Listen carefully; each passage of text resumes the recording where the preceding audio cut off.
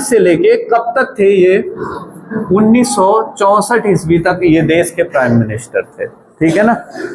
देश के प्रथम प्रधानमंत्री बनने का सौभाग्य पंडित जवाहरलाल नेहरू को प्राप्त हुआ है। इनकी एक पुस्तक है डिस्कवरी ऑफ इंडिया, जो बार बार एग्जाम में पूछी जाती है, उसको ध्यान रखना। नेहरू जी देश के प्रथम प्राइम मिनिस्टर बने और 17 सालों तक इस देश का नेतृत्व किए। ठीक है ना। नेतृत्व ही नहीं कर रही है, वरन भारत को एक नया आयाम दिए, क्योंकि देश स्वतंत्रता की नई सांसें ले रहा था। अभी भारत छोटा सा बच्चा था, सीख रहा था कि हम अपना देश कैसे चलाएंगे। उस समय नेहरू जी ने इस देश की कमान संभाली। तो कमान संभालने के बाद बहुत महानता नहीं किए हैं, मैं क्षमा चाहता हूं।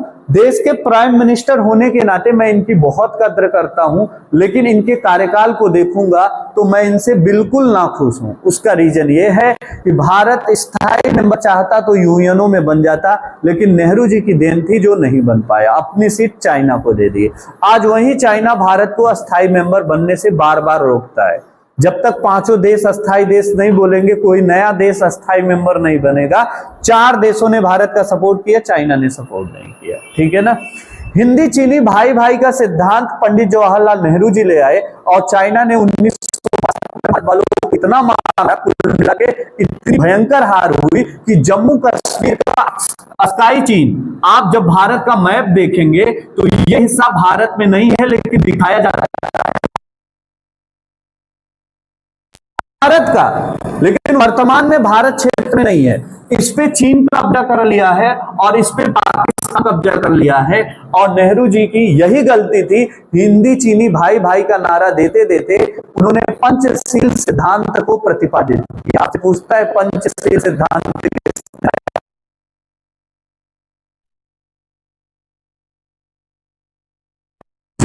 मतलब न मैं आपको गोली मारूंगा, ना आप मुझे मारिए, न मैं आपके ऊपर अटैक करूंगा, ना आप मेरे ऊपर करिए। ये बात तो बहुत अच्छी लगती है सुनने में, लेकिन सामने वाला अगर मारने लगे तब क्या करेंगे आप? तब आपको भी प्रतिकार करना पड़ेगा कि नहीं? आप तो चाहते हैं कि न मैं उनसे लड़ूं न वो मुझसे लड़े, लेकिन सामने वाला जबरदस्ती लड़ने आएगा तब आप क्या करेंगे? आपको लड़ना पड़ेगा, तब आपकी मजबूरी रहेगी। और आपके पास हथियार नहीं रहेंगे तो फिर आप लड़ेंगे कैसे? और नेहरू जी को यही लगा कि हम किसी के ऊपर अटैक नहीं करेंगे, कोई देश मेरे ऊपर अटैक नहीं करेगा। ठीक, ये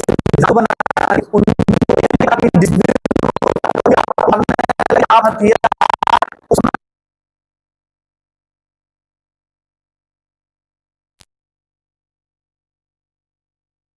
भारत की जबरदस्त हार हुई ना, तब समझ में आया हिंदी चीनी भाई भाई ये केवल नारे में सीमित है, वास्तविक जमीनी स्तर पे ये चीज नहीं है।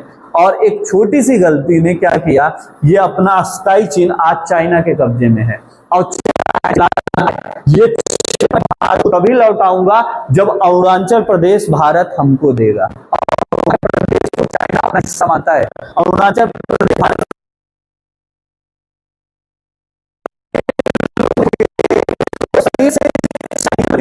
भाषा से चाइनीज भाषा चलती है वहां। क्या मान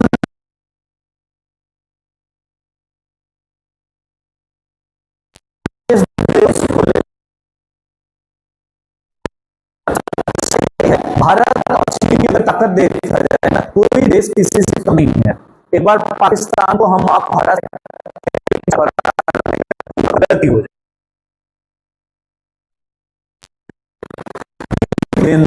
पंडित जवाहरलाल, ये युद्ध कब हुआ? चाइना से।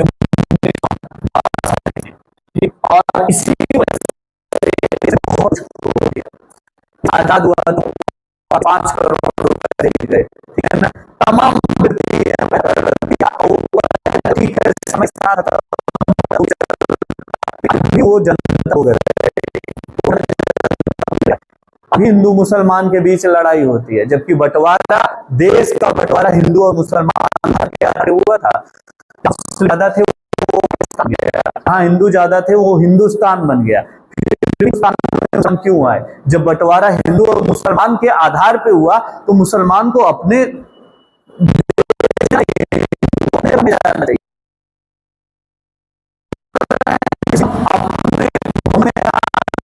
हिंदू काफी खाएंगे। ओवैसी जैसे लोग चिल्ला रहे हैं वो बहुमत में नहीं है, तब ये हाल है, और बहुमत में आ गए तो बर्बाद कर देंगे मुगल राज्य बहुत जल्दी। ये अपने नेहरू जी की बहुत बड़ी गलती थी।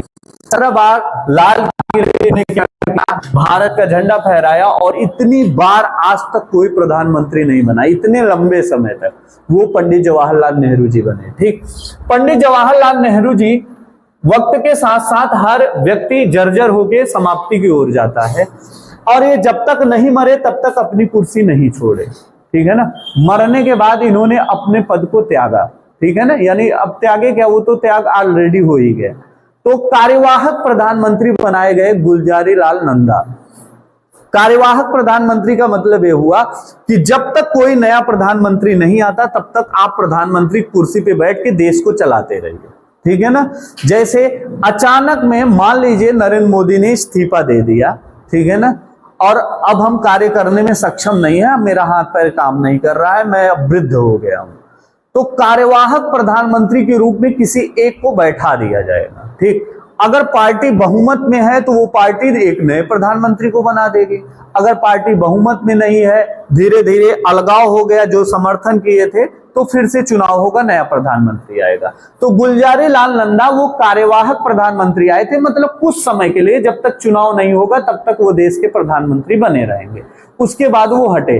अब इसके बाद जो प्रधानमंत्री बने वो कौन बना, लाल बहादुर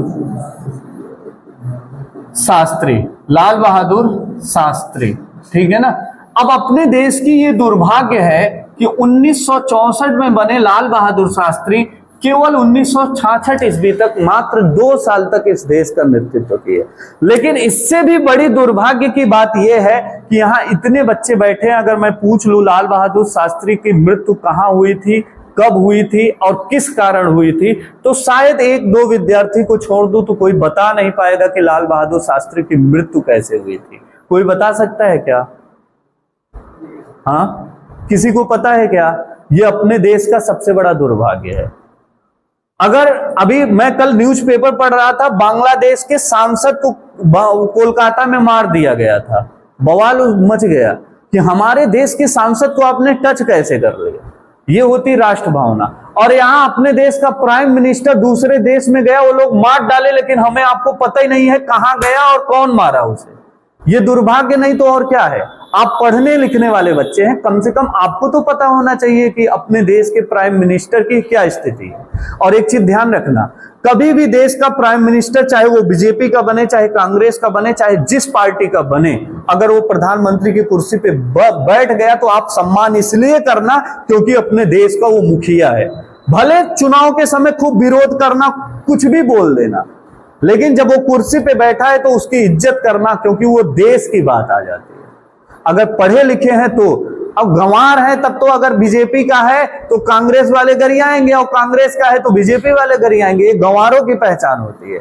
पढ़े लिखे लोग, भले ही कोई प्रधानमंत्री हो, लेकिन देश का प्रधानमंत्री है तो सम्मान के लिए सर झुकाना चाहिए, और उसके खिलाफ अगर कोई विदेशी बोले तो उसका जवान खींच लेना चाहिए। अपने देश का आदमी बोले तो चलेगा, अपने घर की बात है, आपस में आप लड़े भिड़े चलेगा, लेकिन बाहरी पड़ोसी आके नेतागिरी करे तो सब लोग मिलके गिरा गिरा के मारना चाहिए उसे। ये नियम कहता है। ठीक, तो अब ध्यान देना, ये लाल बहादुर शास्त्री जब देश की कमान संभाले तो उस समय देश की बहुत बुरी कंडीशन थी। क्यों? क्योंकि अभी मैंने बताया 1962 ईस्वी में चीन ने भारत के ऊपर हमला किया, और हमला करने के बाद अपनी सेना बहुत शहीद हुई थी। पता है कि नहीं, वो लोग AK-47 से लड़ रहे थे, हम लोग आज जो पुलिस वाली बंदूक होती है, एक बार में 2 गोली चलेगा, उसके बाद फिर गोली भरना पड़ेगा, उस बंदूक से हमारी आर्मी लड़ने गई थी। और उस युद्ध में एक थे हरभजन करके सेना, उन्होंने 400 चाइनीज सैनिक को अकेले मारा था। उनकी कहानी जाइए पढ़िए, तब एहसास होगा कि यार वास्तव में अपना देश ये वीरों से सुसज्जित हुआ है। ये सब आपको जानना चाहिए। अब हुआ क्या, 1962 में भारत की बुरी पराजय हुई। और जब कभी भी युद्ध होता है तो युद्ध में चाहे देश हारे चाहे जीते, हारा है तब तो बहुत नुकसान होगा, सैनिक का नुकसान होगा। ठीक, अब जिस सैनिक के लोग मरे उनके परिवार को पैसा देगा कि नहीं गवर्नमेंट? अगर मान लो 2 4 10 15 20 40 50 खत्म हुए हैं तब तो गवर्नमेंट एडजस्ट करेगा। हजार 2 हजार सैनिक शहीद हो गए हैं तब गवर्नमेंट कैसे एडजस्ट करेगा? पूरी की पूरी राजस्व दे देता है, ठीक है ना। और देश में महंगाई चरम सीमा पे आ जाती है। ये पूरा की पूरी स्थिति, और 10-20 साल लगते हैं फिर पैसा इकट्ठा करने में, ठीक है। तो ये सारे प्रोसेस चलते हैं। अब हुआ क्या, 62 में भारत हारा। अब आ गया पाकिस्तान के दिमाग में बड़ा अच्छा मौका है यार, इस समय भारत पे अटैक करेंगे, एक देश से हारा है, इसकी पूरी संपत्ति और जितना बम बारूद था वहां यूज हो गया, अब इसके पास कुछ नहीं बचा। अब बहुत अच्छा मौका है, इसके ऊपर अटैक करो और अटैक करने के बाद पूरे जम्मू कश्मीर पे कब्जा कर लो। और 1965 ईस्वी में पाकिस्तान ने भारत के ऊपर अटैक कर दिया। 48 में अटैक किया था, हारा, ठीक। अब 65 में पाकिस्तान फिर भारत पे अटैक किया। जब अटैक किया तो अब दोनों देश में तनातनी शुरू हो गई। अपने देश के प्रधानमंत्री थे लाल बहादुर शास्त्री। लाल बहादुर शास्त्री की हाइट बहुत कम थी, एक नॉर्मल इंसान से भी कम हाइट थी, ठीक है ना, बहुत छोटे कद के थे। और जो पाकिस्तान के प्रधानमंत्री थे उनका नाम याकूब था, वो 7 फीट के थे, ठीक है ना। शास्त्री जी जब देखते थे तो ऐसे सर उठा के देखना पड़ता था। दोनों विपरीत पर्सनालिटी, एक इतना लंबा एक इतना छोटा। अब दोनों के बीच जब लड़ाई होने लगी तो उस लड़ाई में पूरा का पूरा अमेरिका ने क्या किया, बम बारूद दिया पाकिस्तान को। क्यों दिया? क्योंकि भारत वाला नेतागिरी ज्यादा करता है, अपने आप को लीडर समझता है। पंचशील सिद्धांत भारत ने शुरू किया था तो 56 देश भारत के साथ जुड़े थे। पूरे दुनिया के 3 ग्रुप बनी, एक अमेरिका, एक रसिया, एक तीसरा भारत। भारत के साथ 56 देश आए। और भारत नैतिकता की बात बहुत अच्छा करता है, क्योंकि गांधी और बुद्ध यही इसी धरती पर पैदा हुए। तो नैतिकता की बात हम आप नहीं करेंगे तो कौन करेगा, ठीक। तो हुआ क्या, भारत के साथ लोग जुड़ते थे। अमेरिका को जलन हुई क्योंकि वो पूरी दुनिया का पावर था, ठीक है ना। उसको जब जलन होने लगी तो हुआ क्या, अमेरिका ने पाकिस्तान को सपोर्ट किया। अब रसिया और अमेरिका में लड़ाई चलती थी, दोनों अपोजिट देश। रूस वाले भारत के साथ आ गए।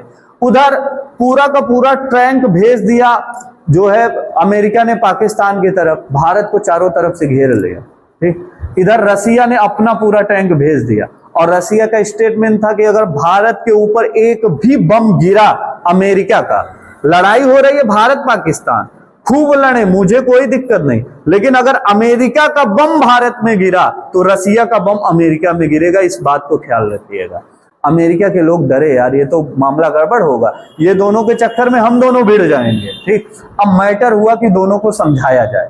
अब समझाने के लिए रूस ने बुलाया बैठक। अब भाई रूस मेरा मदद कर रहा है, ठीक है ना। अगर लड़ाई में मैं आपका हेल्प कर रहा हूं तो मैं समझौते के लिए कहूंगा तो आप तैयार हो जाएंगे, चलिए ये हेल्प कर रहे हैं, नहीं मानूंगा तो ये हेल्प करना बंद कर दिए तो मैं मार खा जाऊंगा।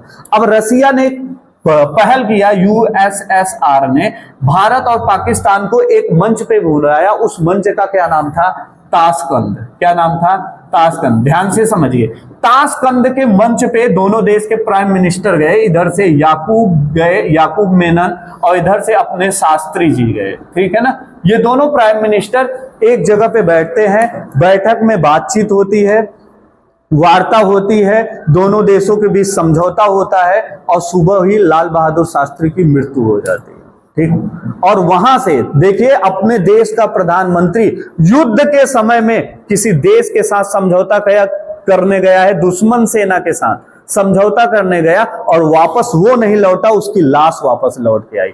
कितनी बड़ी बेइज्जती बात है यार। पाकिस्तान को हम लोग बुलाएं बैठक करने के लिए, आओ बात करते हैं, और पाकिस्तान के प्रधानमंत्री को मार के तब भेज दें, जाओ।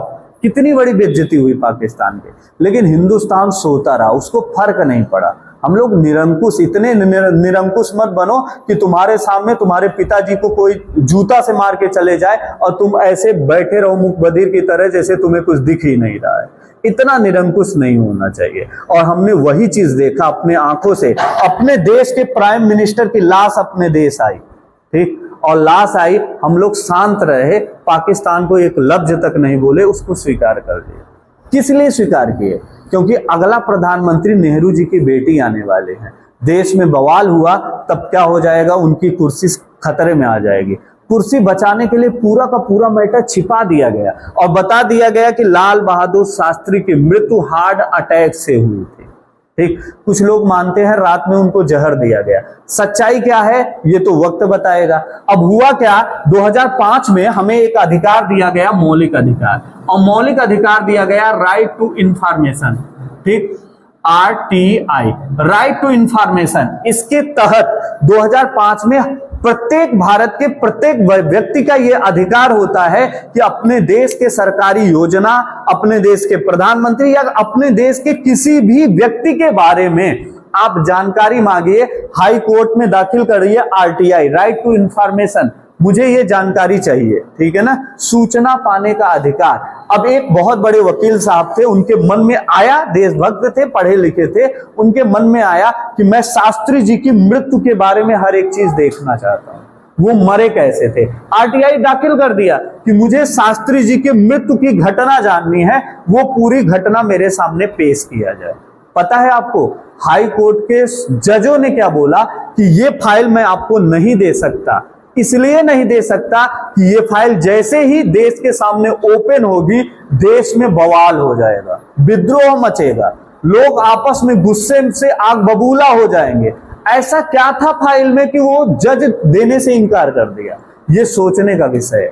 हमारे देश के प्राइम मिनिस्टर मारे गए और सुप्रीम कोर्ट का जज उसका इंफॉर्मेशन इसलिए नहीं दे रहा है कि देश में बवाल होगा, इसका मतलब उसमें कुछ न कुछ गड़बड़ी है। ठीक, अपने को जानना चाहिए, लेकिन हमें क्या फर्क पड़ता है, हमें तो पता ही नहीं था। शास्त्री जी गए थे समझौता में तब मारे गए थे, ये तो आज पता चला मुझे। यही अपने देश का दुर्भाग्य है। आपको जानना चाहिए, नेता केवल वोट ले लेके अपनी राजनीतिक रोटी सेकते हैं और तुम्हें तुम्हारे ही अधिकार, अपने अधिकारों से तुम्हें वंचित रखते हैं, तुम्हें नहीं पता चलता। तुम्हें अपना अधिकार जानना चाहिए। शास्त्री जी की मृत्यु हो गई और शास्त्री जी केवल 2 वर्षों तक भारत के प्रधानमंत्री बन पाए। अब इसके बाद आए कौन, फिर वही व्यक्ति आए जो कार्यवाहक प्रधानमंत्री इसके पहले बने थे, यानी गुलजारी लाल नंदा। गुलजारी लाल नंदा फिर से देश के प्राइम मिनिस्टर बने, लेकिन उनका नाम इसलिए नहीं लिखूंगा कि वो तब तक लिए आए हैं जब तक दूसरा प्रधानमंत्री ना आए। अब अपने देश की प्राइम मिनिस्टर बन गई इंदिरा गांधी। कौन बना? इंदिरा गांधी, ठीक है ना। इंदिरा गांधी ने जो देश का संचालन किया, इसके बाद 1966 से लेके 1977 ईस्वी तक देश की प्राइम मिनिस्टर के कुर्सी पे बैठती हैं, ठीक है ना। अब हुआ क्या, जरा इनको देखिएगा। इंदिरा गांधी देश की प्रथम महिला प्रधानमंत्री बनने का सौभाग्य इन्हें प्राप्त है, देश की पहली महिला प्रधानमंत्री, ठीक है ना। अब हुआ क्या, भारत रत्न, भारत का सबसे बड़ा सम्मान क्या होता है, भारत रत्न। जरा ध्यान से समझिएगा, भारत रत्न, ये मत समझिएगा कि सर जो है मैं कोई राजनीतिक चश्मा लगा के नहीं खड़ा हूं, मैं किसी का प्रचार करने यहां आया हूं। शिक्षक का काम है सत्य को परिचित कराना समाज से, ठीक, और मैं सत्य बोलूंगा। हो सकता है किसी को बुरा लगे या किसी को ये लगेगा कि मैं किसी विशेष पार्टी से बोल रहा हूं, ऐसा कुछ नहीं है। मैं सत्य बोलूंगा, आपको जो लगे लगे, मुझे कोई फर्क नहीं पड़ता, लेकिन सत्य मैं बताऊंगा।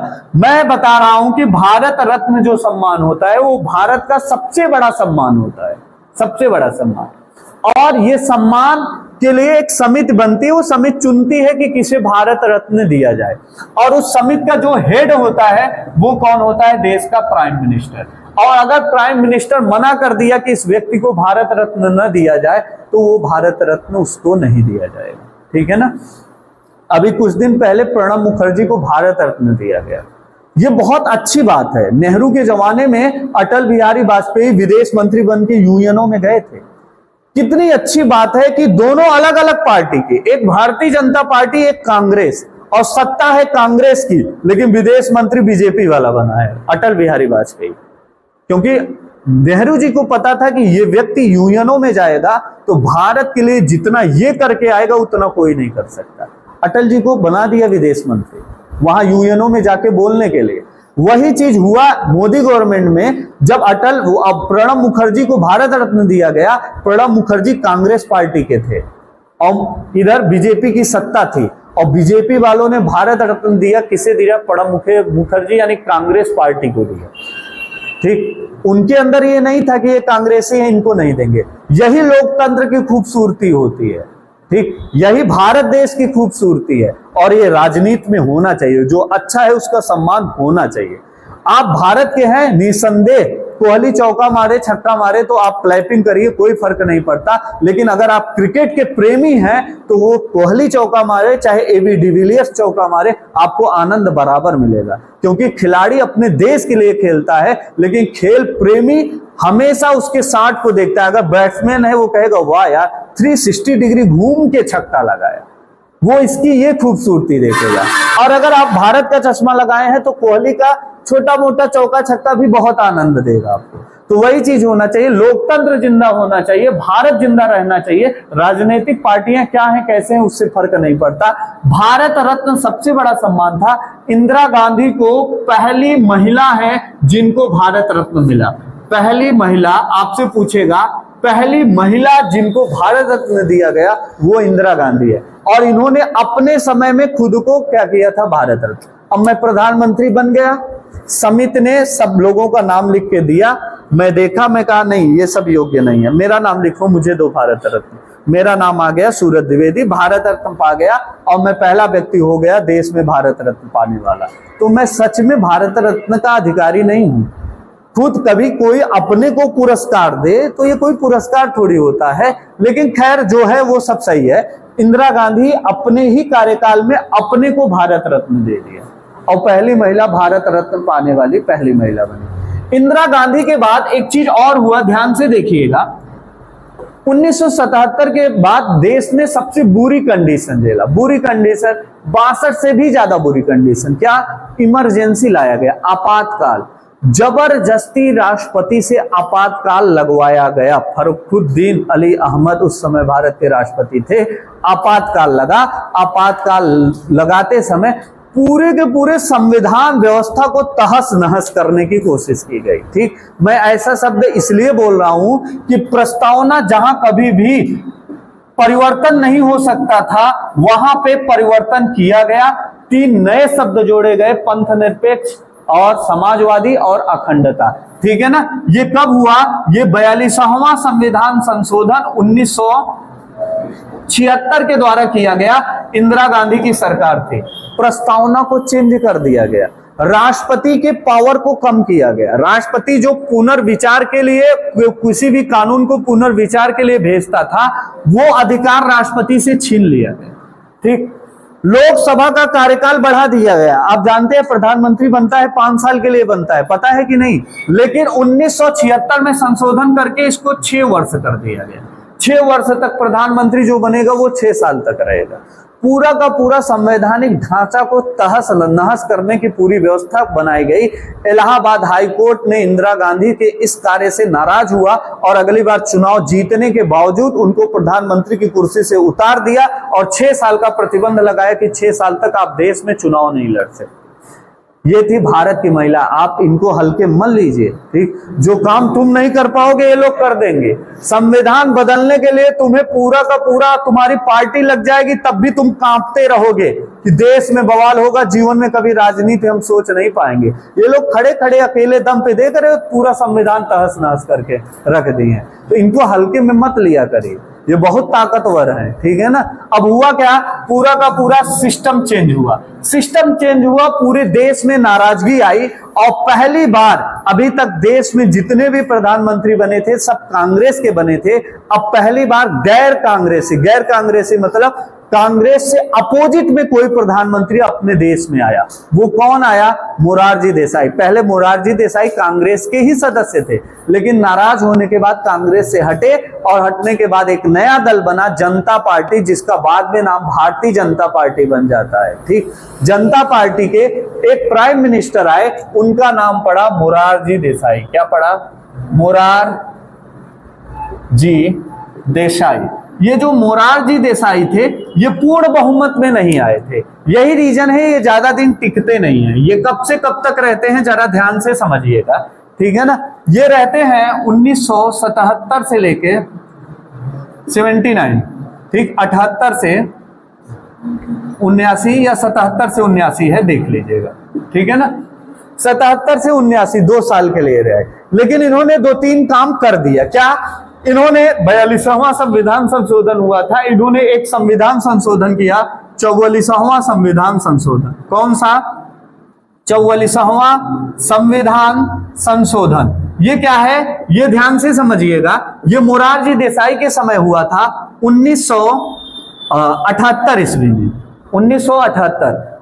अब ध्यान रखिए, 42वां संविधान संशोधन, लघु संविधान कहते हैं, इंदिरा गांधी के सरकार में वो संविधान संशोधन हुआ था। प्रस्तावना में 3 नए शब्द आए थे, पंथ निरपेक्ष, समाजवादी, अखंडता, ये 3 शब्द जोड़े गए, जबकि प्रस्तावना में उस समय ये नियम नहीं था, लेकिन फिर भी वो आ गया। ठीक है ना, पंथ निरपेक्ष क्यों आया, ठीक है ना, ये भी पूरी कहानी अब समझ लीजिए। पंथ निरपेक्ष का मतलब ये होता है कि केंद्र सरकार का कोई धर्म नहीं होगा, वो हर धर्म को क्या करेगा, बराबर बराबर वैल्यू देगा। इंदिरा गांधी की शादी किससे हुई थी? गजब की बेइज्जती कर रहे हो यार। इंदिरा गांधी की शादी तुम नहीं जानते किससे हुई थी? इंदिरा गांधी ने किससे शादी किया था? हद हो गई। फिरोज गांधी। फिरोज गांधी कौन था? मुस्लिम था। अब मुस्लिम से शादी किए तो अब पूरा का पूरा मुस्लिम को वर्चस्ववादी बनाया जाएगा। अब मुसलमानों की भाषा बोली जाएगी। क्या बोला गया? पंथ निरपेक्ष। क्यों बोला गया? क्योंकि संविधान के पहले पृष्ठ पे आप जाके देखिएगा तो उसमें राम, लक्ष्मण और माता सीता की तस्वीर बनी है जब वो जंगल में जा रहे थे। वो तस्वीर हर पेज पे हिंदू धर्म के देवी देवता बने हैं संविधान के।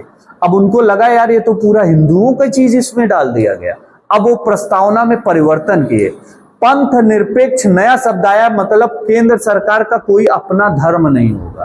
कोई भी गवर्नमेंट अगर हिम्मत हो तो पंथ निरपेक्ष शब्द हटा ले, विश्वास मानिए वो दोबारा सत्ता में नहीं आएगा। सबको लगेगा कि ये पूरा का पूरा संविधान पे कब्जा करने जा रहे हैं। ठीक है ना, जितने भी आप देखे हैं, चले जाइए पूरे हिंदुस्तान में घूम लीजिए, आपको सुभाष चंद्र बोस नाम से कोई रोड मिलेगा तो बताइएगा।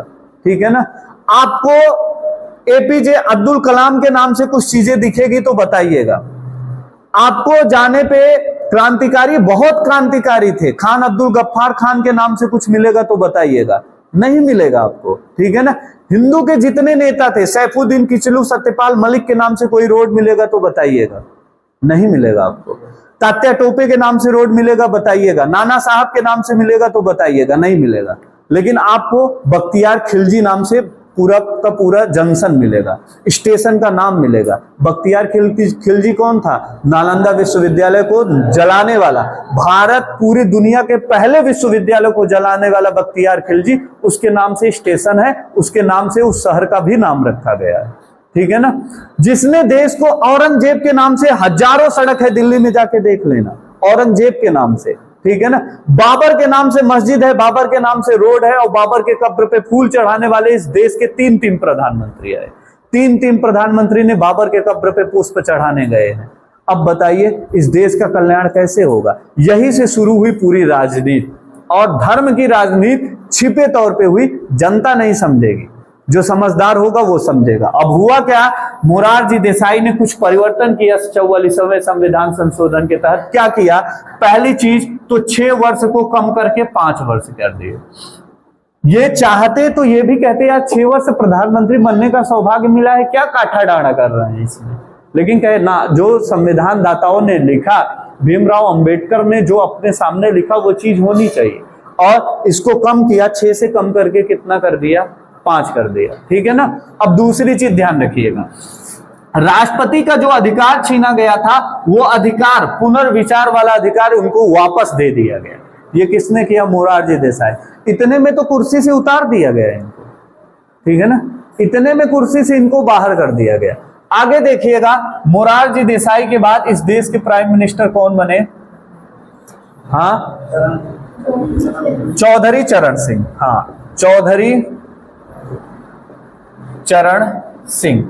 और चौधरी चरण सिंह के प्रधानमंत्री बनने का वजह क्या है? इनका टाइम वाइम नहीं आपसे पूछेगा। एक रीजन ये है कि इंदिरा गांधी के ऊपर प्रतिबंध लगा है, वो प्रधानमंत्री नहीं बन सकती। अब कांग्रेस के ही प्रधानमंत्री बनेंगे, लेकिन दूसरा व्यक्ति बनेगा। चौधरी चरण सिंह मात्र 6 महीने तक प्रधानमंत्री थे इस देश के। ठीक है ना, और चौधरी चरण सिंह को किसानों का नेता कहा जाता है।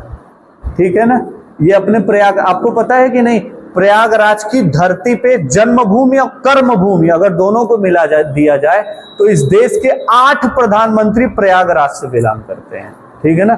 जिस धरती पे तुम पढ़ रहे हो, इसी धरती ने जन्म और कर्म भूमि के आधार पे 8 प्रधानमंत्री इस देश को दिया। और दुर्भाग्य इस चीज की है कि उनके वंशज होने के बावजूद हम लोग उनकी पूरी की पूरी गाथा और कहानी नहीं जानते कि देश का प्रधानमंत्री कौन है जो प्रयागराज के कर्मभूमि और जन्मभूमि। कर्मभूमि क्या होता है? जन्मभूमि होता है आपने जहां पे जन्म लिया।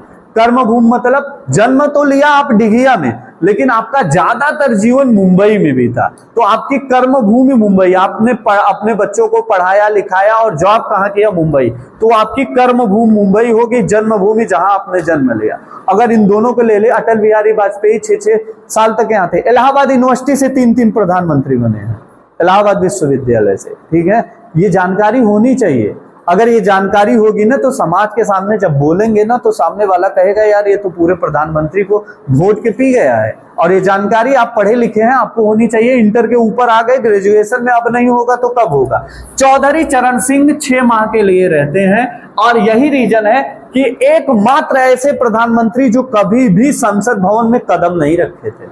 आपसे पूछता है कि ऐसा प्रधानमंत्री जो संसद के सदनों में कभी गया ही नहीं, वो प्रधानमंत्री कौन है? वो कौन है? चौधरी चरण सिंह। चौधरी चरण सिंह 6 महीने बाद स्वतः इस्तीफा दे दिए। और इस्तीफा देते टाइम जरा इनका पत्र देखिएगा, उस पत्र में ये लिखे क्या थे कि मेरे ऊपर इतना प्रेशर बनाया जा रहा है जबरदस्ती काम करवाने के लिए कि आपको ये काम करना है, ये चीज ऐसे करना है, और मैं वो चीज चाहता नहीं और किसी के अंडर में मैं काम नहीं कर सकता। अगर मैं देश का प्रधानमंत्री हूं तो अपने स्वविवेक से मैं निर्णय लेने वाला हूं, और मुझे निर्णय लेने में कठिनाई हो रही है। पीछे से मेरे बैकग्राउंड कांग्रेस के जो नेता हैं वो सब इतना दबाव डाल रहे हैं कि मैं वो दबाव झेल नहीं पा रहा हूं। और 6 माह के अंदर इन्होंने क्या कर दिया? अपना इस्तीफा दे दिया। इस्तीफा दिए तो अब कौन बना देश का प्राइम मिनिस्टर? चौधरी चरण सिंह के बाद इंदिरा गांधी। इंदिरा गांधी अब फिर से देश की प्राइम मिनिस्टर के पद पे आई, लेकिन इस बार इंदिरा गांधी ने बहुत अच्छा काम किया। क्या काम किया? सोमनाथ के मंदिर पे कुछ लोग गए और जाने के बाद मंदिर पे कब्जा किया, और कब्जा करने के बाद चिल्लाने लगे कि मैं भारत देश का नहीं हूं, मुझे एक नया देश चाहिए, उस देश का नाम होगा खालिस्तान। जैसे पाकिस्तान की मांग हुई और पाकिस्तान नया देश बना, वैसे पंजाब वाले क्षेत्र में कुछ लोग गए और खूब चिल्लाने लगे कि मुझे खालिस्तान चाहिए और मेरा एक नया देश होगा, उसका नाम खालिस्तान होगा। इंदिरा गांधी ने तुरंत बिना कुछ सोचे समझे आर्मी को भेजा और इतना लात मरवाया, जिसको कहते हैं, जानते हो कि नहीं, सिख धर्म में आप चले जाओ उनके गुरुद्वारे में, मैं तो गया हूं, देखा हूं, इतनी अच्छी व्यवस्था होती है वहां, जाति पाति नहीं है। आप ऐसे जूता ऐसे उतार नहीं रहे कि जूता आपका पकड़ के ले जाके वो अलमारी में रखते हैं अपने हाथ से। ये नहीं पूछते कि आप किस जाति के हैं, आपके पैर का जूता वो अपने हाथ से उठा के रखेंगे, और वापस जब लौटेंगे तो वो जूता आपको देते समय 1 रुपए नहीं लेंगे। हमारे हिंदू मंदिरों में क्या होगा, 5 रुपए दो, स्टैंड में रखे हैं, फिर उसके बाद वो वापस, अब तो 10 रुपए लेते होंगे, ठीक है ना, लेकिन वहां पे फ्री में जूता रखेंगे, देंगे।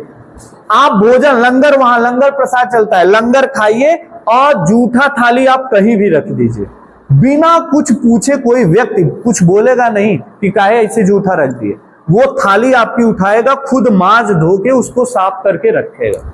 ये नहीं कहेगा कि आप गंदा क्यों करके क्यों रखते। वहां मंदिर के परिसर पे कहीं भी गंदगी है, कोई व्यक्ति जाएगा उस गंदगी को उठा के उसको यथास्थान जहां पे डस्टबिन होगा वहां डाल देगा। ये गुरुद्वारे की खूबसूरती है। और भोजन तो प्रतिदिन निःशुल्क मिलता है, और 1-2 आदमी नहीं, लाख 2-2 लाख आदमी खाते हैं।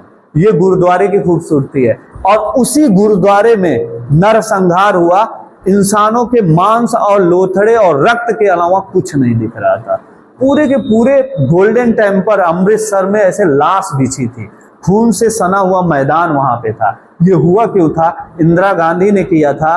खालिस्तान को, खालिस्तानियों को मिटाने के लिए, पंजाब एक नया राष्ट्र न बने इसके लिए, और ये काम अच्छा हुआ था। इसी काम के बाद इंदिरा गांधी को एक नया टाइटल मिला, जिसको कहा गया आयरन लेडी, ठीक है ना।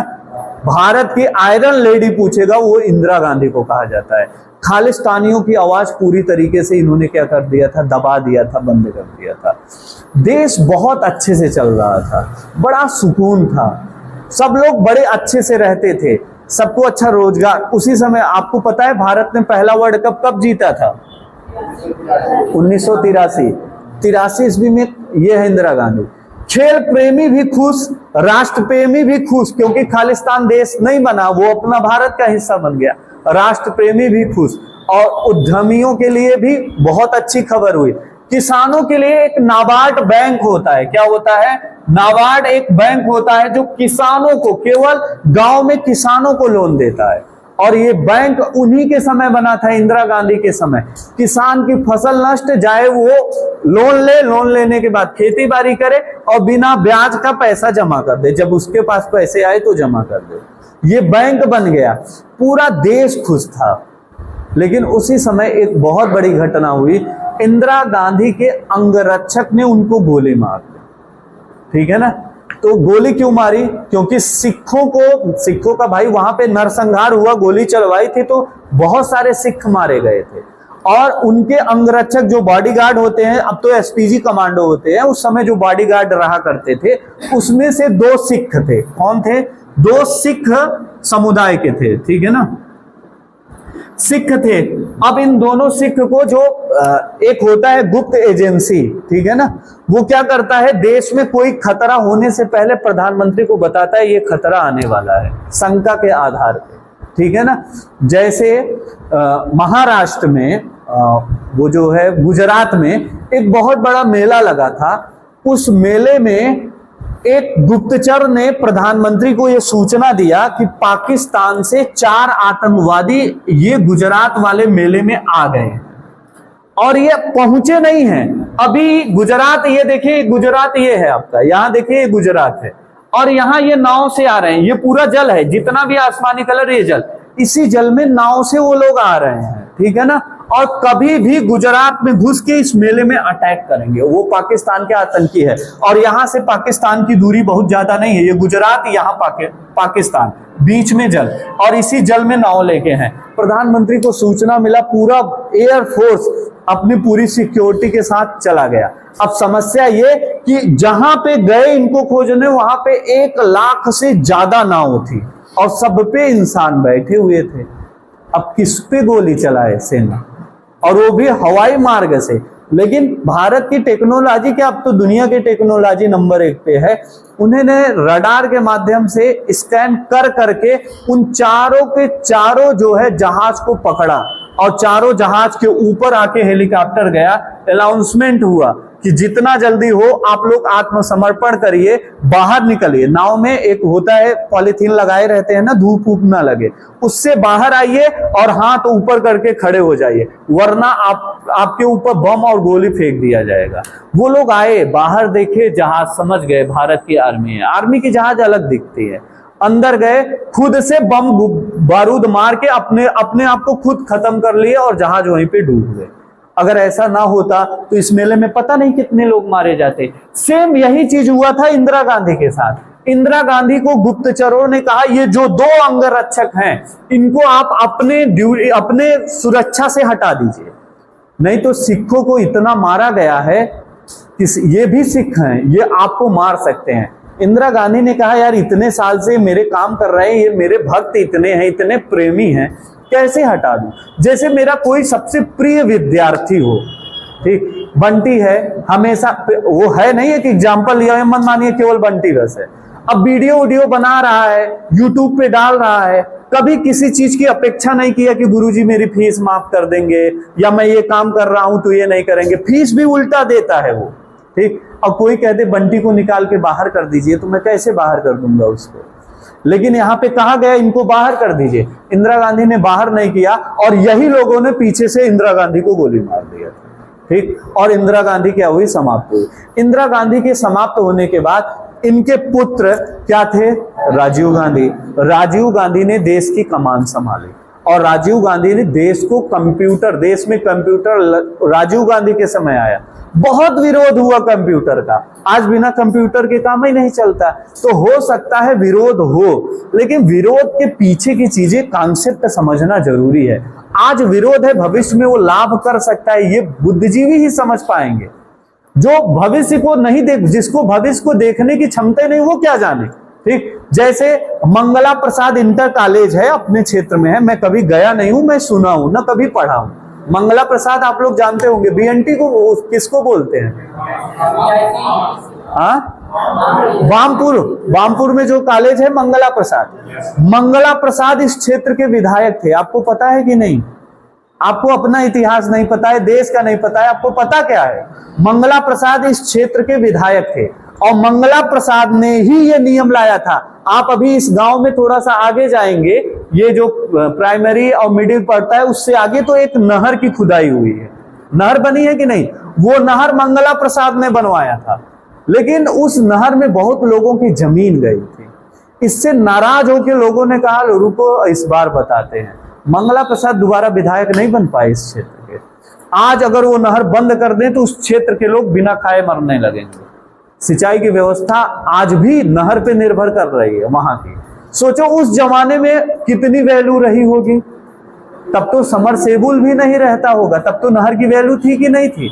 आज मान लीजिए समरसेबुल लग गया है, लोग व्यवस्था कर सकते हैं, तब तो नहीं कर सकते थे। लोगों को अन्न देने का काम मंगला प्रसाद ने किया है। उसका परिणाम क्या हुआ कि दोबारा वो सत्ता में नहीं आए। अगर आपकी जनता गंवार होगी तो गंवार इस देश का राजा बनेगा, और जनता पढ़ी लिखी होगी तो पढ़े लिखे लोग इस देश के राजा बनेंगे और अच्छा काम करेंगे। यही चीज समझना चाहिए। कंप्यूटर लाए, राजीव गांधी को बहुत विरोध हुआ, ये क्या ले आए, नौकरी छीन जाएगी। जो फाइल बैठ बैठ के नाम उम फाइल, पहले सरकारी कागजों में बहुत कुछ होता था, पूरा रजिस्टर में होता था। आप लोन ले लिए, उसके बाद गए मैनेजर को मिलाए पटाए खिलाए, मैनेजर थोड़ा सा बाथरूम करने गया, अब जो आप लोन लिए हैं वो फाइल निकालने के बाद धीरे से कहीं पे चुरा दिए, जाते समय घर लेते गए, घर आए जला दिए, कोर्ट में केस कर दिए, हम लोन ही नहीं लिए हैं। अब कोर्ट कहेगा आप फाइल निकालिए, रजिस्टर निकाल के दिखाइए कहां पे लोन लिए हैं। अब रजिस्टर मिले तब तो दिखाए वो। अब बैंक को माफ करना पड़ जाता था, पूरा का पूरा जितना आप लोन लिए हैं सब माफ करना पड़ेगा, क्योंकि सबूत नहीं तो आप भरेंगे कैसे।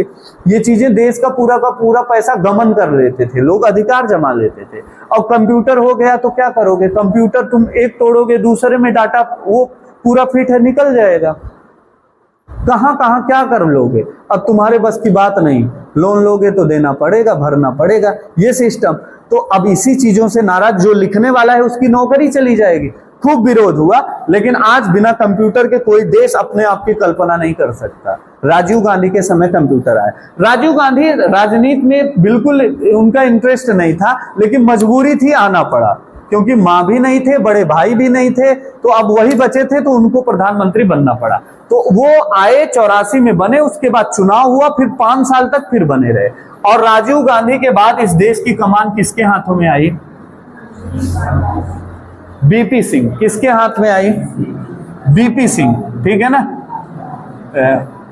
विश्वनाथ प्रताप सिंह, ठीक है ना। इनके बारे में आप तो जानते होंगे, ठीक है ना, कि इनको भी नहीं जानते। राजा माड़ा की कोठी देखे हैं ना, इन्हीं की बात कर रहा हूं। इसी घर में पैदा हुए थे। और जो मांडवी देवी मंदिर है वहां पे, इनके कुल देवी है मांडवी देवी, ठीक है ना। और इनके महल से गुप्त रास्ता जमीन के अंदर से था, रानी जाती थी वहां पे पूजा करने के लिए। कभी जाइए देखिएगा, आज भी वो चीजें हैं। ये विश्वनाथ प्रताप सिंह, ये अपने मांडा रोड के थे और ये देश के क्या बने थे? Prime minister. यहां से इनके घर की दूरी मुश्किल से 7-8 किलोमीटर की दूरी है। कभी भी समय मिले तो वहां भी कभी जाके आप देखिए उस व्यक्ति का उस समय का मकान महल कैसा है। आज भी वहां पे मगरमच्छ के हड्डियां वहां पे रखी गई है, ठीक है ना। उस जमाने के कूलर, पंखा और जो बंदूक लेके सुरक्षा गार्ड वहां रखते थे, जिस पोजीशन में रहते थे, वो सारी चीजें आज भी रखी गई, ठीक है ना। वहां मंदिर भी है और कहते हैं मंदिर के ध्वज में या मंदिर के अंदर बहुत सारे सोना थे, जो आज सोने वो गायब हो चुके हैं। तो कभी जाके उस पर विचार करिएगा। बीपी सिंह, ये जो बीपी सिंह है, विश्वनाथ प्रताप सिंह, ये भारत के प्रधानमंत्री बने बने तो, लेकिन गड़बड़ा गया, एक ही साल में उतर गए। क्यों उतर गए? इन्हीं के समय में आरक्षण आया था, एससी एसटीओं के लिए आरक्षण था, लेकिन न के बराबर था, उसकी सीट बढ़ा दी गई, लगभग 50% के आसपास आ गई थी। अब लोग क्या हुए, सामान्य वर्ग के लोग, आरक्षण मिला किसे था? एससी एसटी ओबीसी वालों को, सामान्य वर्गों को नहीं मिला। सामान्य वर्ग के लोग जाते थे ऐसे संसद भवन के सामने, प्रधानमंत्री भवन के सामने, मिट्टी का तेल ऐसे डाल डाल के आग लगा लेते थे शरीर में। इतना विद्रोह होने लगा कि एक साल के अंदर इनको क्या किया गया, कुर्सी से उतार दिया गया, वापस कर दिया गया। आज भी इनको लोग गाली देते हैं, ये बीपी सिंह ना यही सारा आरक्षण ले आई रहा, जो नहीं पाता वो गाली देगा, जो पाता है वो उनके नायक बन जाएंगे। ये ठीक, एक अच्छे पहलू के साथ बुरी पहलू दोनों जुड़ी होती है, ठीक है ना। तो बीपी सिंह कुर्सी से उतरे, बीपी के बाद आए सीपी। कौन आया? सीपी। सी से हुआ चंद्रशेखर, ठीक है ना, और पी से क्या होगा? नरसिंहा राव, ठीक है ना, पीवी नरसिंहा राव। सबके बारे में जानिए। चंद्रशेखर 5 साल के अंदर बीपी सीपी सब आ गए, 3 प्रधानमंत्री। कल बताया था ना, 5 साल के अंदर 3 प्रधानमंत्री। कब आते हैं? जब बहुमत में सरकार ना हो तब आते हैं, ठीक है ना। अब हुआ क्या, विश्वनाथ प्रताप सिंह कुर्सी से जैसे ही उतरे, चंद्रशेखर बने। चंद्रशेखर भी साल 2 साल में ये भी वापस उतरे। अब पीवी नरसिंहा राव आ गए। पीवी नरसिंहा राव दक्षिण भारत के थे, और दक्षिण भारत के लोग आप देखे होंगे हमेशा लुंगी लगाते हैं, यहां से शुरू होगा एकदम पैर तक रहता है। वो आप वेंकैया नायडू उपराष्ट्रपति थे, वो जब भी जाते थे, राज्यसभा के पदेन सभापति थे, तो लुंगी लगा के जाते थे। ऐसा नहीं था जींस या कुर्ता पैजामा पहनते थे। दक्षिण भारत में एक परंपरा है, वहां पुरुष नीचे लुंगी बस पहनते हैं, ठीक है ना। तो ये भी लुंगी पहना करते थे। कौन? पीवी नरसिंहा राव। और ये कांग्रेस में जानते हैं कि नहीं, सोनिया गांधी का एक समय था वर्चस्व चलता था, उनको लोग जबरदस्ती प्रधानमंत्री बना रहे थे, मना कर दी। कल्पना करो, तुम्हें जबरदस्ती प्रधानमंत्री बनाया जा रहा है, तुम मना कर रहे, नहीं हम नहीं बनेंगे। ऐसी थी सोनिया गांधी, ठीक है ना। सोनिया गांधी ने दरअसल उस समय राम मंदिर मुद्दा बहुत हाई लेवल पे था, जो कुर्सी से उतरने का जो रीजन हुआ वो यही रीजन था। दरअसल राम मंदिर मुद्दा चरम सीमा पे थे, और प्रदेश की गवर्नमेंट में मुलायम सिंह यादव थे, और मुलायम सिंह यादव ने ये इजाजत कर दिया था कि कारसेवक जो मस्जिद को तोड़ने जाएगा, आपको पता है कि नहीं, 1996 ईस्वी में 6 दिसंबर के दिन मस्जिद को तोड़ के वहां पे मंदिर बना दिए थे लोग अपने से। मस्जिद को तोड़ा, सीमेंट बालू वहीं पे जो सब गए थे, मिस्त्री मजदूर सब थे, ठीक है ना। ऐसे ऐसे राष्ट्रभक्त थे कि प्यास, पानी के लिए प्यास नहीं थी, आइसक्रीम बेचने वाला पूरा आइसक्रीम दान दे देता था, लो खाओ पियो आप लोग, ठीक है ना। वो थी अपने आराध्य के लिए, हिंदुस्तान धर्म के लिए अब बहुत कुर्बानी दिया है, देश के लिए भले न दिया हो। हुआ क्या कि मुलायम सिंह यादव ने, ये उनका स्टेटमेंट था कि अयोध्या में मस्जिद के ऊपर अगर पक्षी भी उड़े तो गोली मार दो। किसको आदेश दिया? अपने पुलिस को। अब केंद्र गवर्नमेंट, सोनिया गांधी ने कहा आप भी इजाजत करिए सीआरपीएफ को कि जो भी जाएगा मस्जिद को तोड़ने, उस पे धुआंधार गोलीबारी होगी, जलियांवाला बाग हत्याकांड सामने होगा। और कारसेवक अड़े हैं, हम मरेंगे चलेगा लेकिन मंदिर बना के रहेंगे। और 1-2 कारसेवक नहीं, हजारों की संख्या में कारसेवक है। पीवी नरसिंहा राव को यह सलाह दिया गया आप इजाजत करिए, ताकि वहां पे भगदड़ न मचे, प्रशासन की व्यवस्था सुचारू रूप से चलती रहे। नरसिंहा राव ने आर्मी के जो हेड थे सीआरपीएफ के, उनको फोन किया, कहा एक भी गोली कार सेवक के ऊपर नहीं चलनी चाहिए। देखिए देश का प्रधानमंत्री बोल रहा है, ठीक है ना, एक भी गोली कार सेवक पे नहीं चलनी चाहिए, चाहे मस्जिद उखड़ जाए, चाहे टूट जाए, चाहे विद्रोह हो जाए, लेकिन गोली नहीं चलानी। ठीक, सीआरपीएफ वाले भी तो यही चाहते थे, आधे से ज्यादा हिंदू थे।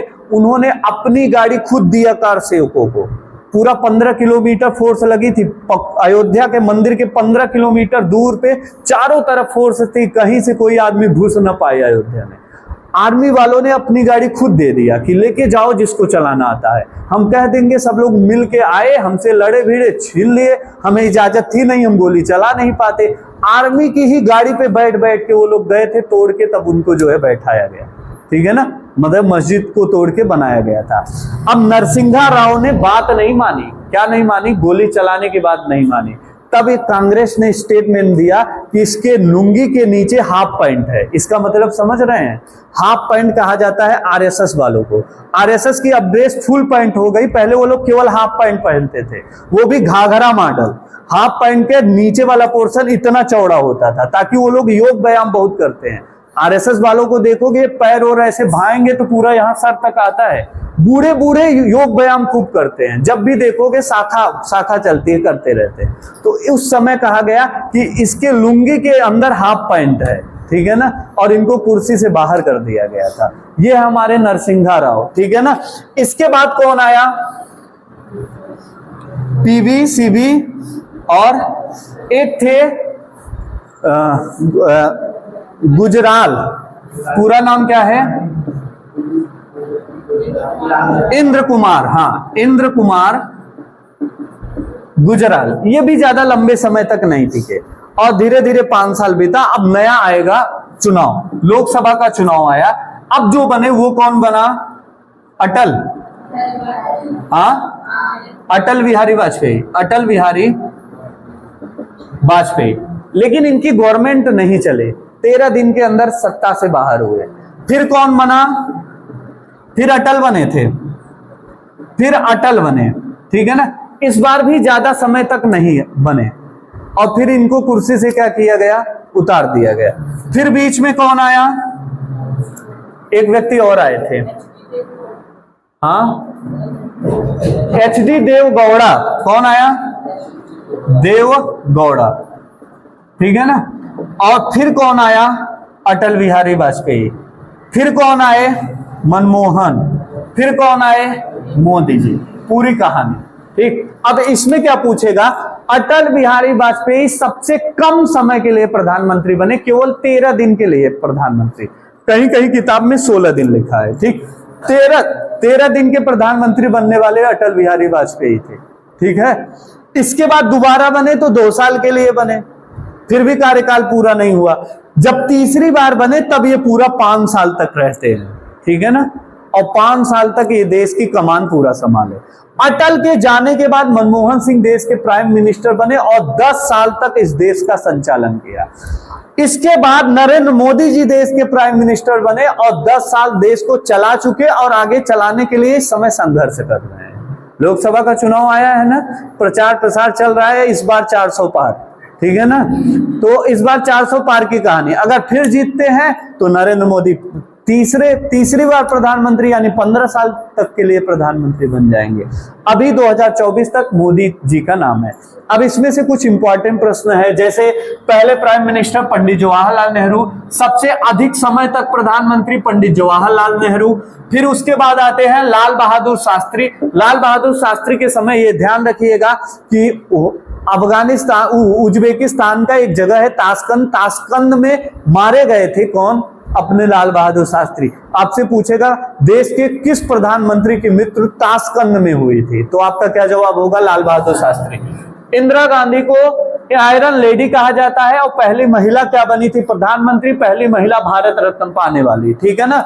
मोरारजी देसाई पहले प्रधानमंत्री जो गैर कांग्रेसी थे, कांग्रेस पार्टी के नहीं थे, मोरारजी देसाई। चौधरी चरण सिंह, इन्हीं के याद पे हम लोग कौन सा दिवस मनाते हैं? किसान दिवस। कब मनाते हैं?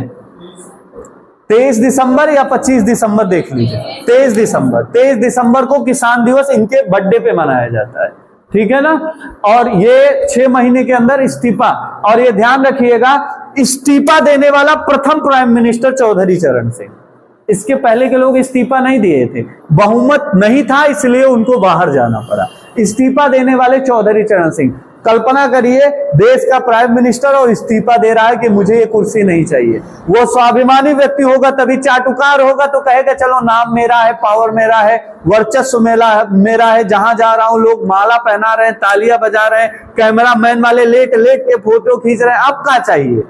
उसी का मन का हो जाए। लेकिन स्वाभिमानी व्यक्ति अपने विवेक के विपरीत अगर गया तो त्याग देगा पत्र, चाहे पद चाहे वो प्रधानमंत्री का क्यों ना हो। इन्होंने पद को त्याग दिया और कभी भी लोकसभा संसद के किसी सदन में ये गए नहीं थे। इंदिरा गांधी मैंने अभी बताया, बीपी सिंह मैंने बताया 1 वर्ष के लिए आए थे, और आरक्षण आने की वजह से इनकी कुर्सी चली गई। चंद्रशेखर के बारे में नहीं याद करना, पीवी नरसिम्हा के बारे में मत याद करना, इनके बारे में मत याद करना। अटल बिहारी वाजपेयी के बारे में, सबसे कम समय के प्रधानमंत्री अटल बिहारी वाजपेयी। एच.डी. देवगौड़ा नहीं इंपॉर्टेंट। अटल बिहारी वाजपेयी 3 बार देश के प्रधानमंत्री बने, ये ध्यान रखिएगा। मनमोहन सिंह 10 वर्षों तक और मोदी वर्तमान में 10 साल पूरा कर चुके हैं और अगले पंचवर्षीय के लिए संघर्षरत हैं। ठीक है ना, ये थी अपने पूरे प्रधानमंत्री की लिस्ट। अब मैं चलता हूं, पांडे सर आए हैं क्या? हाँ चले, अब थोड़ा सा रीजनिंग पढ़ाता हूं। आज की क्लास यहीं बंद करता हूं। कल